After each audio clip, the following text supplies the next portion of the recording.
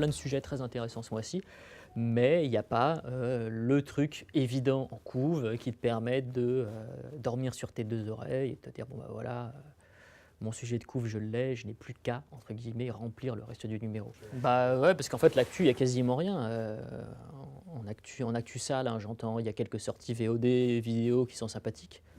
En revanche, on ne peut pas du tout les mettre en couverture. Ce serait trop risqué.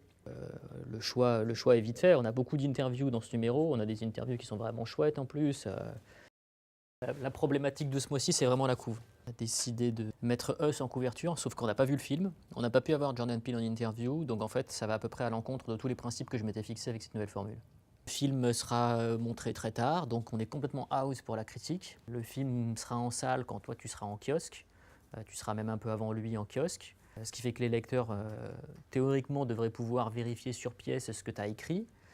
Ça, c'est assez rare, qu'il y ait une sorte d'alignement de planète comme ça entre ce qu'on propose en couverture et l'actualité. Et en définitive, ben non. Voilà, donc la faute à qui? La liste est longue.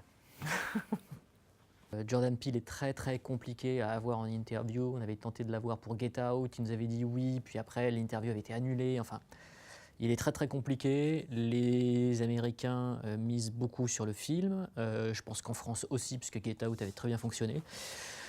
Ce qui fait que là, on est vraiment en face du produit qui est hyper compliqué à couvrir, à cerner, et donc du coup on se rattrape un peu aux branches en proposant un papier preview qui est d'une certaine manière plus un portrait de Jordan Peele sur l'avant Get Out, l'après Get Out et Us qu'une véritable preview comme on en fait traditionnellement.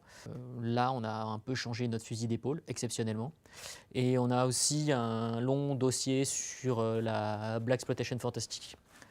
On a quelque chose comme 16 pages sur la Blaxploitation fantastique, Jordan Peele, Us.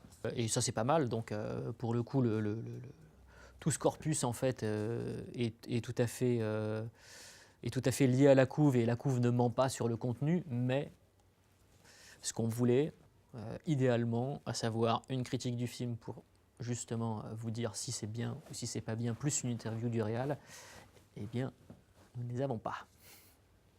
Ça arrive. Franchement, il est trop mignon, Pikachu, avec sa petite casquette de Sherlock Holmes. Tu l'as vu, Laurent? Je suis en train de le mettre là. J'entends Laurent qui rigole. Un gag. What about a world-class detective? Ah, my clues! What is all this? Harry is still alive.